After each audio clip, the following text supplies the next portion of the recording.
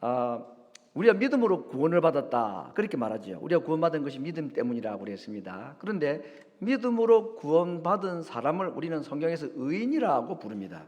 그렇죠? 우리가 의로워서가 아니라 믿음으로 구원받았기 때문에 예수님의 의가 우리의 의가 되어서 예수님 때문에 우리를 의인이라고 부릅니다. 야, 의인들이십니다, 여러분들. 내가 무슨 의인입니까? 나를 보면 도무지 어울리지 않는 말씀이지만 예수님을 믿는 믿음을 가진 자들에게 이 호칭을 주신다고 말씀했기 때문에 이건 소망해야 하고 또 믿어야 되고 고백해야 됩니다. 우리는 예수님 때문에 예수님 믿는 믿음으로 의인된 자들입니다. 아멘. 그런데 제가 이렇게 말씀드리는 이유는 믿음으로 의로워진 의인은 이 땅에서 그러면 어떻게 살아야 되는가 하는 주제입니다. 오직 의인은 믿음으로 구원받은 자 의인은 무엇으로 살리라? 믿음으로 살아야 된다. 그런 것입니다. 오늘 주제가 믿음이고 그것도 큰 믿음입니다. 제가 가족 수련회를 마치고 나면 한 편 아니면 두 편 정도를 가족 수련회 강사 목사님의 설교를 그대로 반복을 하거나 아니면 조금 수정을 해서 저가 받은 은혜로 이렇게 좀 고쳐서 꼭 전합니다. 이것은 뭐 시간이 없어서 설교를 준비할 시간이 없기 때문이라기보다는 그 말씀을 저 스스로도 한 번 더 새기고 또 참석하신 분이나 함지 못하신 분들이나 다시 그 말씀의 의미를 새기기 위함인데, 이번에 영상을 제가 보니까요, 음향이 좀 안 좋아요. 이게 울림 소리가 들어오니까 이건 다음 우리 가족 수련회 때 이건 개선해야 될 부분이라 생각이 드는데, 그래서 뭐 영상 들으면 되지 싶지만 쉽지 않습니다. 오늘 차라리 개요 예배 설교인데 오늘 제 설교를 듣는 게 영상 듣는 것보다는 클리어할 거라 생각이 듭니다만, 자, 오늘 우리가 믿음에 관한 주제를 하는데 우리가 믿음이 아닌 것 두 가지를 먼저 말씀을 드리려고 합니다. 첫 번째 믿음이 아닌 것, 확률은 믿음이 아니다. 여러분, 이제 우리 요즘도 한국의 이발소에 그런지 모르겠습니다만은 옛날 우리 시골에 이발소 풍경을 생각하면 이발사가 이발을 하고 손님은 다 의자에 앉아가지고 이발이 끝나고 나면 이제 면도를 하게 됩니다. 근데 면도가 참 요즘은 뭐 전기 면도기로 하지만 아무튼 무시무시하잖아요. 가죽띠가 다 벽에 걸려 있고 싹싹싹 이렇게 하고는 이발을 하고 면도를 하는데 아무도 두려워하거나 걱정하는 사람 없습니다. 이 아저씨 혹시 마음 잘못 먹어가지고 혹시 땀만 먹으면 어떡하냐 이런 걱정하는 사람은 아직까지는 제가 보지는 못했고, 이발소에서 먹다 죽었다는 소식은 아직도 나오지를 않습니다. 자, 그렇기 때문에 잘 아는 동네 이발관이든 또 내가 처음 간 이발관이든 면도를 할 때에 편안히 누워가지고 거의 주무시잖아요, 그죠? 그렇게 딱 내맡기는 이유는 그 사람이 믿음이 아주 많기 때문이잖아요, 그죠? 적어도 그 이발사를 믿는 거 아닙니까? 그래서 이런 사람들이 아마 가지는 생각은 설마, 그리고 내 목이 달아날 가능성은 0.0001%도 안 될 거다. 99.999%는 안전하게 면도가 끝날 거라는 믿음 때문에 하는 겁니다. 자, 그렇다면 오늘 아브라함 이야기를 계속하게 될 텐데, 아브라함이 자기가 100세가 된 나이, 자기 아내 사라가 90세가 되었고, 문제는 아내가 한 번도 결혼 이후에 임신을 한 경험이 없는, 다시 말하면 불임 여성의 90 노인이 되었고, 자기도 100세가 가까워졌는데 아들이 있을 확률을 가지고 아들을 주신다는 믿음을 가졌다면 그 확률이 몇 퍼센트가 될까요? 제가 볼 때는 이발사에게 내가 목이 비어 죽을 수 있는 확률보다도 적으면 적지 많지는 않겠다는 생각이 들어집니다. 그렇죠? 그래서 오늘 성경 보니까 그의 믿음에 대해서 이렇게 말합니다. 100세나 되어 자기 몸이 죽은 것과 같고 사라의 태도 죽은 것 같음을 알고도 믿음이 약하여지지 아니하였다고 말하고, 18절에서는 그것을 바랄 수 없는 중에 바라고 믿었다. 도무지 가능성이 없는데 그런데 믿었다는 것입니다. 하나님을 믿었다는 것이고, 그래서 하나님의 약속도 믿었다.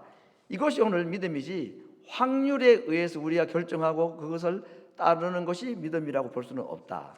두 번째 믿음이 아닌 것은 찬동, 또는 지적인 동의도 믿음이 아니다. 나는 모로코라는 나라가 아프리카 대륙에 있는 것을 믿습니다. 이건 믿음 아닙니다. 이건 지식이에요. 지식에 대한 동의죠. 사실에 대해서 내가 동의하는 거죠. 자, 그런데 여러분, 우리 한국에 전도지들이 많이 개발되어 있지만 그래도 가장 강력한 전도의 효과를 가져왔던 것이 있다면 CCC라는 단체가 사용했던 사용리라는 4가지 영적 원리라는 것을 가지고 만든 전도 책자입니다. 아주 쉽고 읽고, 그리고는 마지막 질문이 이 예수님을 당신의 구주로 영접하시겠습니까? 라는 질문과 함께 예 라고 말하면 영접 기도를 합니다. 영접 기도문도 다 적혀 있어요. 그냥 부르기 따라하기만 돼요. 그래서 나는 당신을 나의 구주로 영접합니다. 나는 하나님 자녀가 되었습니다. 이렇게 영접 기도를 하고 난 다음에 전도한 사람이, 전도 받은 사람에게 뭐라고 말하느냐? 이제 축하합니다. 당신은 하나님의 자녀가 되었습니다. 라고 말합니다. 그 어떤 사람들은 눈물 펑펑 쏟고 할렐루야, 제가 하나님의 자녀가 되었군요. 이렇게 하면 전도가 얼마나 멋있고 드라마틱하겠습니까? 근데 여러분 전도 해보셔도 그럴 것 같고, 혹시 여러분 예수님 믿기 전에 누군가가 전도지를 가지고 또는 뭐 전도 폭발인가 뭐 배워가지고 전도를 나에게 했을 때에 그 이야기 듣고는 굿뉴스고 정말 이 감동적인 이 천국 이야기를 내게 해줘서 고맙다고 막 눈물 펑펑 쏟으면서 회개한 분이 몇 분이나 될지, 또는 내가 전도를 했을 때 내 앞에 그런 반응을 보인 사람은 몇 분이나 되었는지 저도 가만히 생각하니까 사실 자신이 없습니다. 최근에 이제 성경 공부를 하면서 한 8주 해가지고 그런 경험을 조금 한 적은 있는데 5분 10분 전도해가지고 전도지 한 장 읽어가지고 예수님 믿고 구원받았다고 할렐루야 하는 사람은 잘 보기가 어려웠거든요. 뭐 그래도 전도를 하긴 해야 됩니다만은, 자, 이렇게 전도지 한 장 읽고 하나님을 믿고 예수님을 믿고 구원받았다고 해서 축하한다고 하고 오늘이 당신 영적 생일이라고 하고 막 생일 적어가고 막 그렇게 하는데 다 좋은 거고 필요한 얘기입니다만은, 문제는 그 전도 받은 사람이 별로 그렇게 감격이 되거나 감동이 안 생기고 뭔가 느낌이 별로 없는 경우가 많을 수 있다는 얘기입니다. 그러니까 이제 전도 받은 사람이 감사한데요, 그동안 밥도 사주고 이야기도 들어주고 오늘 이렇게 또 내가 처음 들어보는 좋은 얘기도 있어서 고마운데 한번 나의 하나님의 아들이 되었고 자녀가 되었고 축하한다고 뭐 생일이라고 막 얘기를 하는데, 죄송한데 솔직히 제가 별 느낌도 없고 감동도 안 되는데 이거 구원받은 게 맞나요? 이렇게 물어보면 로마서 10장 10절을 딱 들먹입니다. 여기 보세요, 여러분. 한번 읽어볼까요? 사람이 마음으로 믿어 의에 이르고 입으로 시인하여 구원에 이르느니라. 당신 방금 입으로 시인했지 않느냐고. 그러면 하나님의 백성이고 구원받은 거고 하나님의 아들인 것이지 뭐 그렇게 자꾸 의심이 많냐고. 그렇게 말하면 전도받은 사람은 뭐 그런가. 여러분 이렇게라도 하는 것이 맞고 또 전도 인기합니다. 근데 좀 그렇지 않습니까, 여러분? 여기서 말하는 입으로 시인하면 구원받는다는 말은 그 사람은 이렇게 말한 겁니다. 당신이 말한 대로 나는 예수 그리스도라, 예수님이라는 분이 우리의 구원자라는 것 제가 동의합니다. 이 정도인 거죠. 동의합니다. 지적인 동의이기도 하고 또는 감정적으로 참 귀한 일을 하셨구나. 그래서 동의한다는 정도. 물론 그것이 믿음과 전혀 다르다고 말할 수는 없어도 이제 이런 것을 보면 믿음이 아닌 두 번째가 찬동, 찬성, 지적 동의하는 것은 믿음과는 좀 다르다는 것입니다. 여러분 이 로마서 10장 10절이 쓰여진 당시 로마 시대를 보면 이 구절이 어떻게 됐는지를 알 수 있습니다.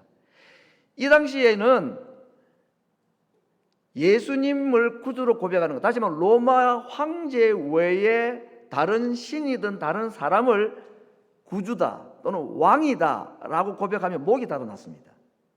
사자굴에 집어 던져지고 칼에 맞아 죽고 화형을 당했던 그런 시대입니다.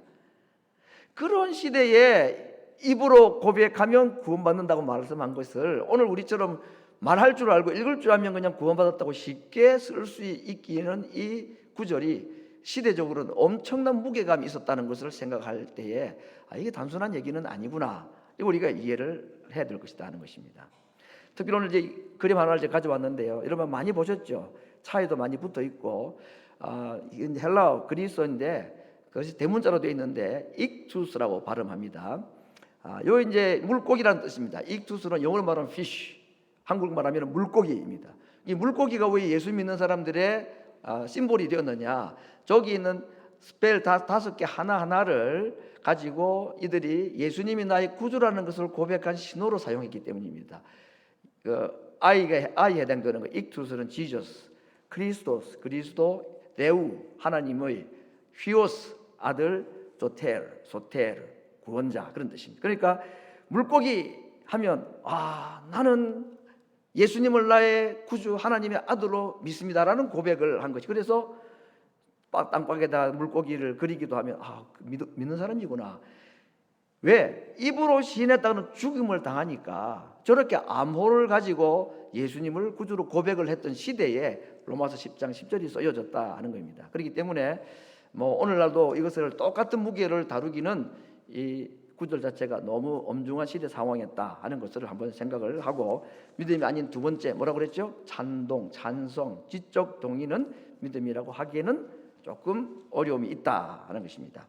그러면 믿음이 무엇일까? 이렇게 정리하겠습니다. 믿음이라는 것은 완전한 의탁, 전적인 의지라고 할 수 있습니다. 이 전적인 의지 또는 의탁이라는 이 주제를 다룰 때에 저도 어릴 때부터 들어왔고 지금도 가끔씩 사용하는 예화가 있는데 나야가라 폭포 이야기입니다. 여러분 한국에서는 몰랐지만 여기 다녀오신 분도 많이 계실 텐데 이게 실화인가 아닌가 저도 늘 좀 반신반의했는데 실화인 건 사실인 것 같아요. 1867년인가 하는 그때에 일어난 이야기인데 나야가라 이쪽 끝에서 저쪽 캐나다와 미국을 연결하는 48m 외주를 타고 왔다 갔다 건너는, 이름도 나와 있었습니다. 블론디라는 프랑스 사람이 유럽의 최고의 인기를 끌었던 고개사였는데 이걸 미국에 와서 퍼포먼스를 한 것입니다. 이 관광객들이 열광하면서 환호를 보냈죠. 정말 긴 장대를 가지고 무게 중심을 잡고 외주를 탄 것입니다. 그리고는 왔다 갔다 앞으로 갔다 뒷걸음질도 하기도 하고 안대를 대고 눈 감고 가기도 하고 외주를 자전거를 타고 왔다 갔다 하기도 했답니다. 실제로. 그러면서 이제 유명한 말을 하잖아요. 내가 사람을 등에 업고도 내가 건너갈 수 있다고 여러분 믿습니까? 하니까 다 믿는다고 얘기를 했어요. 업혀보라니까 아무도 안 업히더라. 이게 이제 믿음에 대한, 믿음을 알고 당신 그렇게 하지요. 당신 구원자이지요. 예수님 나 하나님 아들 다 믿어요. 그런데 나를 믿어라 그럴 때는 지적인 동의는 하는데 믿는다는 게 뭐죠? 시키는 대로 하는 게 믿는 거 아닙니까? 내 등에 업히라면 업혀야 되는데 안 업히더라는 얘기입니다. 근데 제가 이번에 이 설교를 위해서 제가 인터넷을 한번 조사를 해봤더니 업힌 사람 한 명 있었답니다. 이름도 가져왔습니다. 해리 콜코드라는 사람인데 이 사람이 누구냐면 이 고개사 블론디의 매니저였대요. 그러니까 사람들을 끌어모으고 돈벌이를 하는 사람인데 내가 안 업히면 장사가 안 되겠거니 하고 업혔느냐? 그런 사람이 어디 있습니까, 여러분? 목숨을 걸고. 근데 이 사람은 믿었던 것 같아요. 늘 봐왔기 때문에. 그래서 업혀서 건너는 사진도 합성은 아닌 것 같고 한번 본 걸 제가 기억을 합니다. 오늘 믿음이 아닌 것 두 가지. 하나는 무엇이다? 확률은 아니다는 것입니다. 50% 되는 걸 믿는 거, 0.1%를 믿는 그게 믿음이 아니다는 겁니다. 그죠? 그리고 또 믿음은 그냥 이해해주고 동의해주고는 그런 지적인 동의나 찬성 정도가 아니다 하는 겁니다. 자, 그러면 믿음이라는 건 전적으로 하나님을 의지하고 그분에게 내 몸을 완전히 내어 맡기는 것인데, 아브라함의 예를 또 한번 들어보겠습니다. 아브라함의 원래 이름은 아브라함이라고 우리가 알고 있죠. 그건 아브라는 말은 아빠, 아버지라는 뜻입니다. 히브리어와 한국말하고 비슷한 게 몇 개 있습니다. 아버지, 룸입니다. 이 높음의 아버지. 그러니까 높은 사람이 되어라 이런 이름으로 아버지가 지어주었겠죠. 근데 하나님께서 그를 불러서 하나님의 자녀로, 그리고 이스라엘의 시조로 그를 믿음의 조상으로 세우실 때에 그의 이름을 아브라함이라고 부르죠. 아브는 역시 아버지라는 말인데, 라함은 많은 민족 또는 많은 사람들 이런 뜻입니다.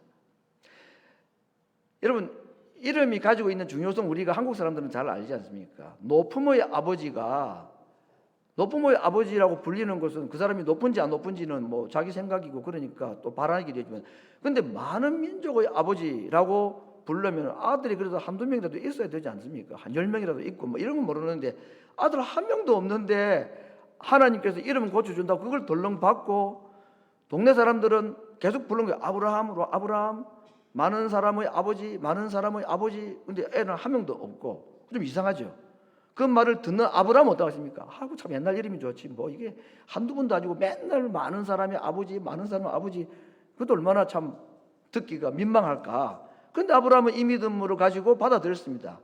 이름만 받아들인 것이 아니라 정말 자기에게 그렇게 약속하신 대로 많은 자손과 많은 민족이 태어나게 하실 것이라는 것을 믿었다고 그랬습니다. 도무지 불가능하죠. 많은 민족이 아니라 한 명의 아들도 낳기가 어렵고 불가능하죠. 과학으로 따지면 0.0001%나 되겠습니까? 0%에 가까운 가능성이었지만 자기도 죽은 몸 것 같고 사라도 죽은 태와 같은데 하나님의 이 약속을 믿었다고 그랬습니다. 하나님이면 하실 수 있다라고 믿었던 거죠. 그래서 아브라함이라고 불리는 것을 그가 부담스러워하지 않고 그걸 믿음으로 받아들였다. 그래서 하나님은 이것을 그의 의로 여기셨다라고까지 말했습니다. 도대체 우리를 의롭다고 말할 수 있는 근거가 어디에 있습니까? 아브라함이 바랄 수 없는 가운데 아들이 태어난다고 이름 바꿔준 걸 그대로 받고 나는 그대로 된다고 하나님이기 때문에 믿습니다라고 말한 그걸 의라고 말하였습니다. 의는 뭐냐? 구원받는 믿음을 말하죠. 자, 이렇게 참 믿음에 대해서 아브라함의 이름을 가지고도 우리가 한번 참 믿음은 하나님의 약속을 전적으로 믿고 의지하고 신뢰하는 것이다라는 것을 한번 생각을 해봅니다. 우리 찬송가 377장에 제가 후렴 가사를 하나 가져왔습니다. 의지하고 순종하는 길은 예수 안에 즐겁고 복된 길이로다. 근데 영어 가사를 제가 굳이 가져온 이유는 이것입니다. Trust and obey. 믿고 우리가 순종하자. 왜? There is no other way. 다른 일이 없다는 얘기죠. To be happy in Jesus. 예수님 안에 즐거워하고 예수님 안에서 기뻐하고 행복할 수 있는 것은 다른 것다. But to trust and obey. 그냥 믿고 의지하는 거다. 이것이 믿음이라고 말씀을 하고 있습니다. 자, 여러분 오늘 제가 구원받은 믿음에 대한 얘기를 하면서 전도해가지고 그냥 예수님 영접한다고 하니까 당신 구원받았다 하나님 아들이라고 말하는 것에 대해서 좀 의문을 가져볼 만하다라는 예를 들었는데, 자, 이제 구원이 아닌 것이 믿음이 아닌 것이 확률도 아니고 지적인 동의도 아니고 나야가라 폭포 고개에서 등에 업히는 것과 같이 그냥 하나님께 모든 걸 믿고 맡기고 내가 업히는 거, 이게 어떤 결과가 있을지 이건 위험천만한 일인데도 불구하고 그렇게 믿고 의지하는 거, 순종하는 것이 믿음이라고 그랬습니다. 자, 그렇다면 여러분께 또 한 번의 질문을 드려보겠습니다. 여러분은 그런 믿음이 있으십니까? 나는 정말 구원받음이 있는가? 믿고 의지하고 나의 폭포 고개사 등에 업히는 정도와 같이 하나님의 약속을 믿고 그분에게 완전히 내가 신뢰하는 것이 믿음이, 그게 구원받은 믿음이라면 나는 그런 믿음이 있는가 하고 좀 의문을 가질 법합니다. 이 부분에 대한 오늘 얘기를 좀 말씀을 드리고 합니다. 아직까지는 그런 마음의 확신이 없기도 할 수 있죠. 내가 예수님을 안 믿는다고는 말할 수 없지만 구원받았다고 확신을 가지는 것이 여전히 좀 이런 믿음이 있는가를 돌아보면 좀 그렇다 하는 생각이 들 수 있습니다. 그거 괜찮습니다. 왜냐하면 어린 애는 태어나면 반드시 자라게 되어 있습니다. 그렇죠? 자라게 되어 있고 자라야만 하는 겁니다. 우리에게 말씀을 통해서 예수님이 나의 구주라는 것이 지적인 동의 정도의 수준이라 할지라도 거부가 되지 않고 처녀에게서 예수님이 태어났다는 것이 뭐 이해가 되어서가 아니라 그건 믿어지고 그게 거부감이 안 생긴다. 우리 공부하신 분들 다 같은 얘기를 하십니다. 학습 세례 공부하시는 분들이 처음에는 뭐 도무지 받아들일 수 없는데 나중에 하다 보니까 거부감이 안 들더라는 거예요. 그러면서 믿음이 자라기 시작하는 것입니다. 그것이 믿음의 씨앗이고 믿음의 시작인데, 그렇게 자란 시작된 믿음은 씨가 되어서 이제 자라기 시작하고 또 자라나야 된다는 겁니다. 그렇기 때문에 내가 아브라함과 같은 믿음이나 고개사 등에 업히는 것 같은 믿음은 내게 혹 없다 할지라도 성경 말씀이 그냥 받아들여지고 이해가 되어지고 뭐 감동, 감격, 눈물 같은 건 아직 없다 할지라도 그냥 하나님 말씀이 믿어진다면 괜찮습니다. 왜? 이제부터는 자랄 것이기 때문에, 그리고 하나님이 자라게 하실 것이기 때문입니다. 자녀가 태어나면 부모가 이제부터 너가 알아서 해, 내가 생명 줬으면 끝이지, 너가 너 생명 알아서 자라든 말든 그렇게 하는 부분은 아무도 없습니다. 낳는 수고보다도 기르는 수고가 더 크듯이 하나님을 우리를 진리로 낳으시고 난 다음에 이제부터는 너희들이 알아서 하라고 하지 않는다는 겁니다.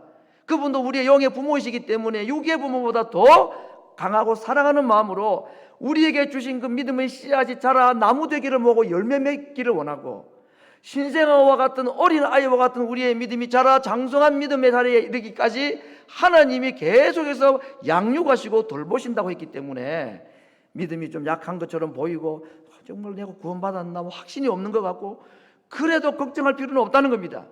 그렇게 내게 시작된 믿음이 씨앗이 나무가 되고 자라가게 하실 하나님의 약속 때문이라 하는 것입니다. 그러면 이제 어떻게 하면 씨앗으로 남아있는 우리에게 믿음, 어린 아이와 같은 나의 삶의 믿음이 어떻게 점점 더 장성하고 자라가고 오늘 주제와 같이 어떤 믿음? 큰 믿음으로까지 자랄 수가 있는가? 여러분, 믿음 중요하다고 그랬습니다. 이 땅에 살아가는데 돈도 건강도 물질도 뭐 명예도 필요하고 다 필요한데요, 우리가 이 땅에 살아가는 동안에 정말로 필요한 것이 뭐냐면 믿음입니다. 의인은 믿음이 있어야 살 수 있기 때문에 그것도 큰 믿음이 있어야 되겠는데, 확률도 아니고 직접 동의도 아닌 참 믿음이 전적으로 신뢰하는 믿음이라면 그렇게 자라기 위해서는 어떻게 해야 될까? 어떻게 하면 믿음이 자랄까? 두 가지, 이렇게 해서는 안 되는 것부터 먼저 말씀드리겠습니다. 의심 누르기는 방법이 아니다.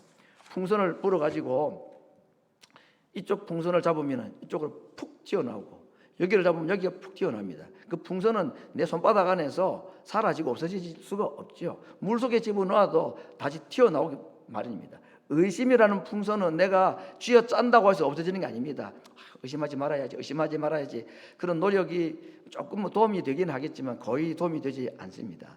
그렇기 때문에 의심 누르기, 그것을 믿음으로 바꾸겠다, 안 됩니다. 두 번째, 비슷한 것인데 자기 압박, 믿어야 돼, 믿어야 돼, 믿습니다, 믿어야지, 심지어는 믿습니다. 아무튼 아무리 발음을 세게 해도 그래가지고 믿음이 주어지면 해보겠는데, 안 하는 것보다는 조금은 도움이 될지는 모르는데 거의 도움이 안 된다고 보면 됩니다. 의심 누르기나 쥐어짜기나 나를 압박해가지고 믿어, 왜 의심해? 기도원 가서 제가 진짜 많이 들었던 이야기입니다. 기도원 가면 주로 남자보다는 여자분들이 기도를 많이 하고 해가지고, 뭐 원장님 이런 분들은요, 뭐 무서워, 뭐 나를 다 아는 것 같고 나를 다 보는 것 같고, 그래서 조심스럽게 가서 기도를 하면 막 나의 죄를 지적하는 것 같고 막 이래요. 그러면서 늘 하는 말이 믿으라고, 계속 믿으라고, 막 등을 때리면서 믿으라고, 그래요. 막 그래 맞아가지고 믿음이 들으면 제가 몇 대라도 맞겠는데, 그게 아니더란 말이죠. 이거 이 잘못된 방법이다. 그런 게 전혀 쓸모없다든지, 뭐 혹시라도 아시는 친척 중에 기도 원장이 계시면 용서하십시오만은 그거 아니고 진짜 무슨 방법이 있더라는 얘기입니다. 우리가 어쨌건 믿음이 있고 믿음이 자라야 된다는 얘기 아닙니까? 오늘 주제는 요 방법이 아니고 다른 방법이다. 오늘 세 가지를 말씀을 드리고자 합니다. 첫 번째, 우리의 믿음이 바르게 자라기 위해서 하는 첫 번째 방법이 뭐냐? 하나님과의 진실한 관계, 진실한 교제다. 진실하는 말이 중요합니다. 오늘 예배 드리는 거 하나님과의 교제하고 하나님과 친밀함을 위해서 왔죠. 하나님을 예배하면 하나님과의 친밀함이 생겨집니다. 그러나 아무리 신앙에 열심히 종교 활동을 해도 하나님이 가까이 느껴지고 내가 하나님을 만났다는 느낌이 없으면 찬송 중에, 기도 중에, 말씀 중에, 예배 중에 내게 임재하신 하나님의 함께하심을 내가 별로 느끼지 못했다면 종교 활동은 열심히 했지만 이건 역시도 좋은 방법이 아닌 것입니다. 바리새인은 얼마든지 그 일을 했지만 예수님은 그들을 뭐라고 말합니까? 내가 너희를 도무지 알지 못한다. 그냥도 모른다가 아니라 도무지 알지 못한다 그랬습니다. 내가 주의 이름으로 선지자 노릇하고 좀 뭐 병도 고치고 다 했는데요, 불법을 행한 자들아, 나는 너희를 알지 못한다. 왜 그들이 하나님 앞에 그런 내침을 당했을까요? 종교 활동 열심히 했는데도 뭐가 없었을까요? 네? 진실한 교제가 없었습니다. 종교 행위를 통해서 하나님 못 만난 거예요. 그런 자들에게는 하나님을 알 수가 없습니다. 그래서 아브라함은 믿음이 약하였지만 점점 믿음이 자라서 나중에는 하나님이 아브라함을 무엇이라 부르냐? 이사야 41장 8절에 나의 벗 아브라함, 나의 친구 아브라함 그랬습니다. 특별히 오늘 이 하나님과의 진실한 교제에 대한 얘기를 할 때 제가 이번에 들었던 이태리 언어 스타치오라는 단어를 듣고는 좋았습니다. 왜냐하면 이걸 이전에 했던 건데 그게 뭔지 몰랐는데 중세 수도원의 수도사들, 그들이 영성 훈련할 때 했던 방식이 스타치오라는 것입니다. 이거 뭐냐면 그냥 제가 이렇게 번역해 봤습니다. 순간순간 하나님과 대화하기, 이렇게 말을 만들어 보았습니다. 순간순간 짤막하게 친구를 만나기로 했는데 30분째 오지 않고 뭐 전화도 없고 연락도 안 되고 얼마나 불평이 나오겠습니까? 그죠? 그때 스타치오 하는 겁니다. 하나님, 이 친구 오다가 무슨 사고가 났습니까? 무슨 일이 있었습니까? 그렇게 그 사태, 사건, 그 환경을 가지고 하나님과 짤막하게 교제하는 것입니다. 하루 24시간에 잠자는 시간 빼고요, 한 16시간 된다고 합시다. 16시간 중에서 내가 하나님을 순간순간 대화하고 교제하고 하나님을 느끼는 시간이 몇 분 정도 된다고 생각하십니까? 제가 많이 시간 드리겠습니다. 식사 세끼 할 때에 30초씩 식사기도 한다고 합시다. 30분 식사기도가 제법 길거든요. 해보십시오 한번. 30초 제가 넉넉하게 쳐드릴게요. 그러면 식사시다 시간 3번, 식사기도 3번 할 때 하나님 기억하는 거 몇 분입니까? 1분 30초. 그것도 안 하는 경우가 많습니다. 하나님께 기도를 하는데 음식 생각하고 있고 딴 생각할 때가 얼마나 많은지, 식사기도 하나님이 제일 좀 우리에게 야, 그거 좀 안 해도 된다. 야, 뭐 기도가 뭐냐 도대체. 내 생각은 하나도 안 하고 고마운 마음 뭐 하나 없고, 뭐 그런 예도 생각해 봤습니다.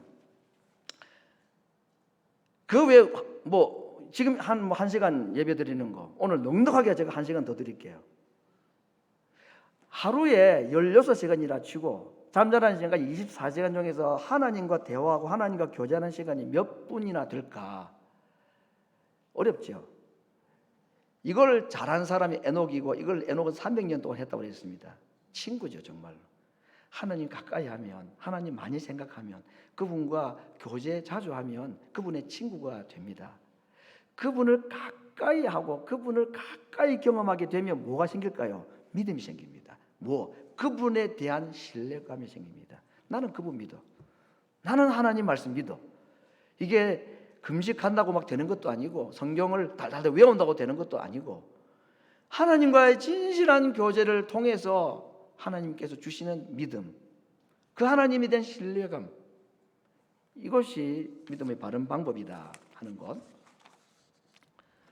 두 번째는 기도를 통해서 믿음이 자랍니다. 말할 것도 없지요. 근데 우리가 기도를 잘 안 하거나 못합니다. 하나님께서 이 땅에 있는 사람들이, 성도들이 기도를 해야지 되는데, 왜? 그래 하나님과 교제하니까, 그래 믿음이 생기니까. 확실합니다. 믿는 성도들이 이 땅에서 기도하며 살아야 합니다. 기도 안 하면 안 하는 만큼 손해다 말이죠. 기도해야 되는데, 근데 안 한단 말이야. 안 해. 그래서 하나님께서 우리를 너무나 잘 아시기에, 우리의 우리의 체질을 아시고 진토임을 아시기에 기도 안 하도록 내버려 두질 않습니다. 여러분, 하나님 제법 욕심이 많고 질투가 많으십니다. 기도하기를 원하시는 것이 하나님의 뜻이면 우리로 하여금 기도하게 하시고야 맙니다. 하나님이 우리를 힘들게 함이 아니라 우리에게 뭘 주시려고? 큰 믿음 주시려고. 그러면 하나님께서 우리에게 어떻게 하면 기도를 하는지도 잘 아셔요. 어떻게 하면 기도를 할까요? 우리 인생들이 문제를 당하면, 어려움 당하면 그걸 고상한 말로 기도 제목이라고 말하고, 우리가 흔히 하는 말로 말하면 시련, 고통, 질병, 이런 겁니다. 문제들이죠. 하나님께서 우리에게 어려운 문제를 주시는 이유는, 다른 이유는 없습니다.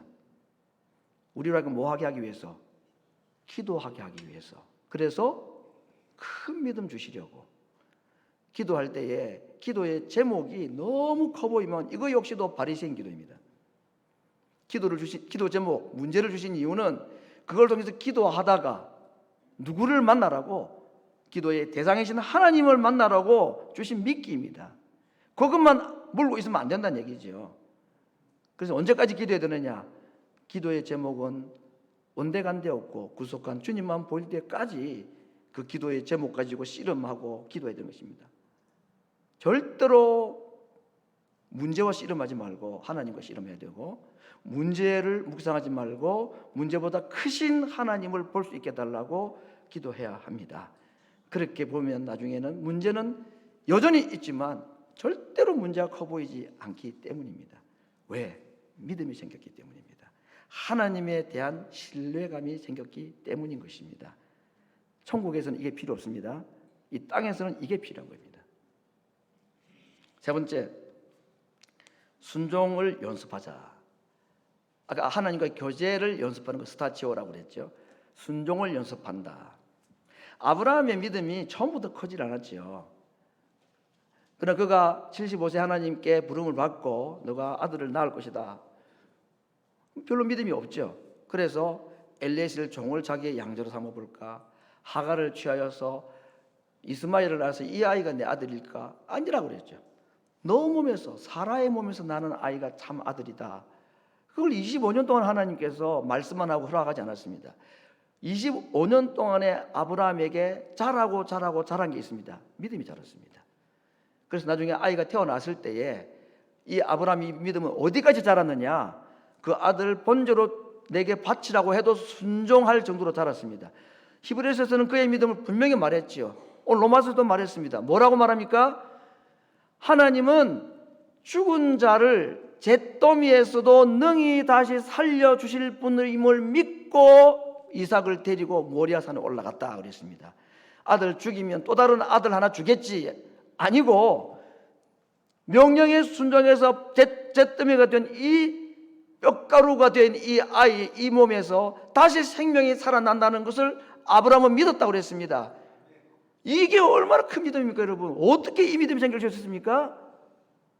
그 의심 많고 이 방법 저 방법 다 해봤던 것, 하나님께서는 그에게 믿음을 넣어주실 뿐만 아니라 그의 믿음을 점점 자라게 뭘 통해서? 하나님과 교제함을 통해서. 아브라함도 어려움이 왜 없었겠습니까? 하나님께 기도 왜 안 했겠습니까? 자그마한 일에 순종했더니 그 다음 순종이 할 수 있고 또 다른 순종도 할 수 있어서 나중에는 아들을 바치라고 하는 그 명령까지도 순종할 수 있는 데까지 자라갔던 것입니다. 아브라함이야말로 믿음의 시작자였고 우리의 믿음의 모범이고 그리고 믿음의 좋은 본을 우리에게 보여준 사람. 예수님에 대해서 성경은 뭐라고 말합니까?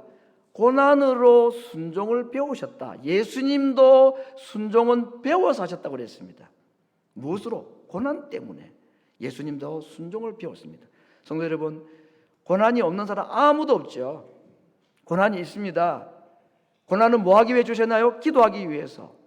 고난은 왜 주셨습니까? 우리에게 순종을 배우게 하기 위해서. 그 순종을 통해서 우리에게 뭘 주시니까? 큰 믿음을 주시니까. 폐일원하고, 요즘 이런 말 안 씁니다만 옛날 성경에 있는 말입니다. 두말할 것 없이 우리에게 이 땅에 믿는 성도들에게는 믿음이 필요합니다. 그것도 큰 믿음이 필요합니다.